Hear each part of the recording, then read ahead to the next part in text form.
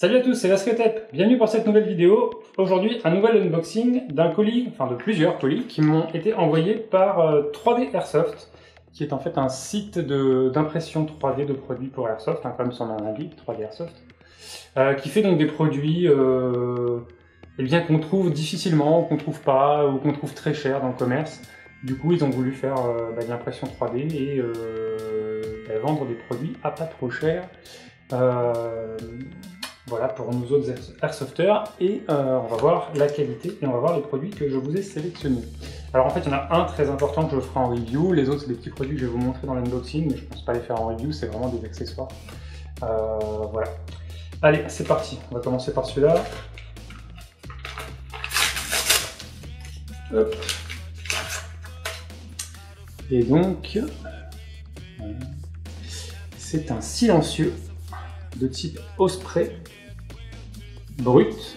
Il n'est pas peint, il est dans un plastique noir, voilà, un peu brillant. Donc il méritera une petite couche de peinture mat. Donc lui, je vais vous en faire une review, normalement. Voilà. Donc je sais pas encore trop qu'est-ce qu'il y a dedans, comment ça marche. A priori, on peut pas le démonter. Il est moulé d'un bloc. Là, je vois qu'il y a un frein filet. Il y a un filet, pardon, avec un trou intérieur pour faire passer un canon. J'essaierai.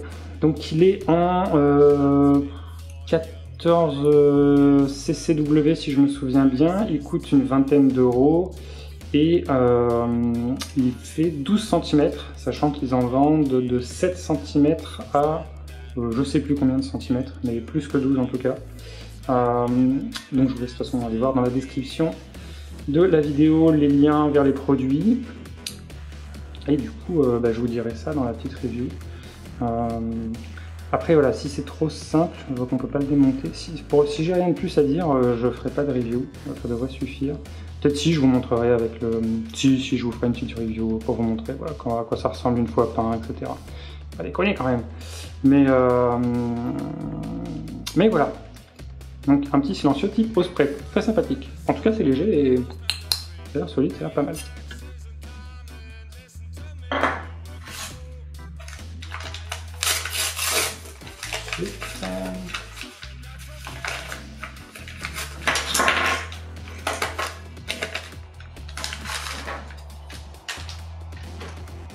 Alors ensuite, qu'est-ce qu'on a?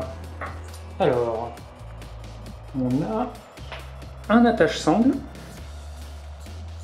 donc déporté, et qui se fixe sur un rail, ce qui est sympathique. Donc toujours noir, en impression 3D. Ici, il faudra mettre une petite vis. Ça n'a pas l'air mal du tout. Donc là, petit écrou.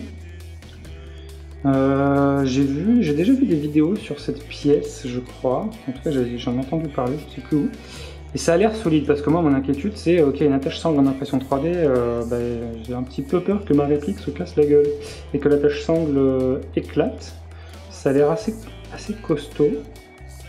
Ouais. Bon, de toute façon, je vais essayer, on verra bien. Si jamais je casse ma réplique à cause de ça, je vous le dirai. Mais ça a l'air assez pas mal. Et donc je voulais mettre ça soit sur mon snipe, sur mon striker, soit sur le hog, sur les rails latéraux, pour pouvoir déporter la sangle d'origine, qui est trop en avant pour moi et qui me gêne avec le charging handle, le levier d'armement. Donc on verra bien. Bon, ça a l'air sympa. Il faut juste que je trouve la vis qui va bien, parce que c'est assez fin quand même ici. Là on a un gros trou pour le boulon, mais là pour la vis c'est assez fin, donc je sais pas si j'ai ce qu'il faut sous la main, je vais chercher ça dans un magasin. Ensuite, on a un système de rail à 45 degrés. Voilà, donc il se fixe sur un rail ici. J'imagine une vis ici pour figer le rail, mais c'est pas... comment dirais-je? À l'intérieur, c'est pas... il n'y a pas de filet, donc je sais pas trop.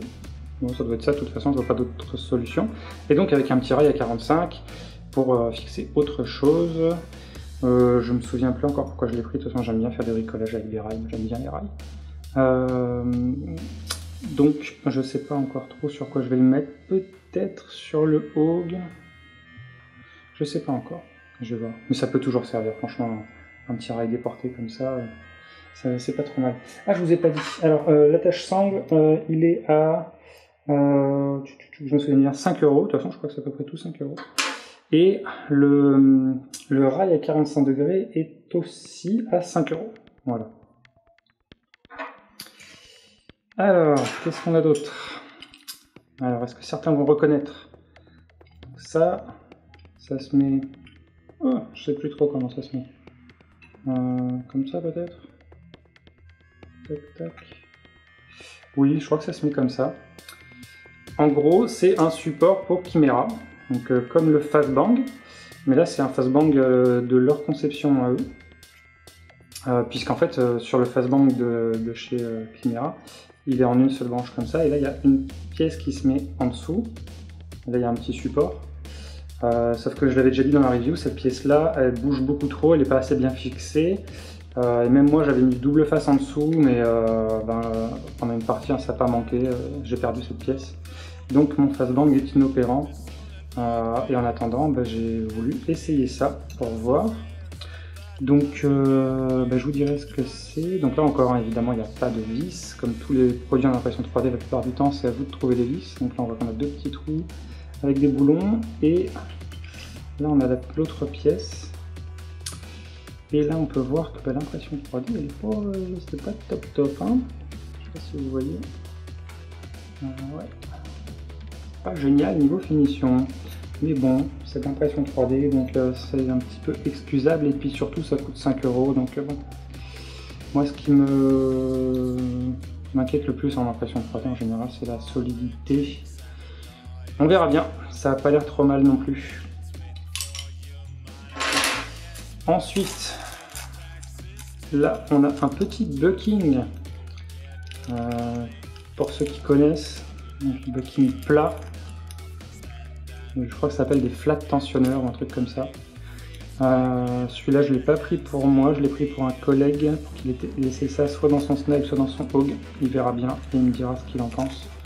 Toujours est-il que voilà le produit, je sais vous l'ouvrir. Ça coûte vraiment pas cher, ça coûte 1 € il me semble. Et c'est toujours moins cher que les flat tensionneurs qu'on peut trouver dans le commerce, qui sont eux beaucoup plus chers. Je crois qu'ils valent même 5 €. Ouais, c'est difficile de faire mieux niveau zoom, mais en gros, voilà. Bon, c'est de l'impression 3D, on voit que la qualité est pas dingo. Peut-être poncer un peu tout ça pour que ce soit plus mignon, mais pour 1 €, ça devrait faire le job. Être un peu large. Bon, je vous le montre de toute façon, puis je vous dirai si jamais j'ai un retour à faire sur Facebook, si c'était bien ou pas. Peut-être que je le garderai pour moi, on verra. Voilà. Et pour finir, j'ai voulu délirer un peu. J'ai vu qu'ils fabriquaient une espèce de plaque tag. Donc je leur en ai pris une. Tac. Avec mon pseudo. Hop, on voit encore les petites tiges là, il faudra que j'enlève. Je crois que ça se met sur des passes en molle. Et donc je mettrai ça sur mon gilet, j'imagine, ou sur ma réplique, je sais pas. Je sais pas encore comment. Mais je trouve ça rigolo. Voilà. Bon, ils auraient pu mettre une majuscule. C'est dommage. En plus le pneu est un peu trop grand, mais j'imagine que s'il réduisait la police, c'est bien peut-être trop petit pour la machine. Mais ça va, je pense. Et ça coûte, je sais plus combien. Le tag, je crois que c'est 3 €, c'est ça. Évidemment sans frais de port. Hein. Après, il faut payer des frais de port. Voilà. Et encore, on peut voir la impression derrière avec les traces. Bon, j'ai fait un peu le tour de tout ça. Hein. Donc on a tout ça et ça. Et donc, on verra bien ce que ça donne une fois installé. Allez, merci d'avoir regardé. À bientôt. Ciao.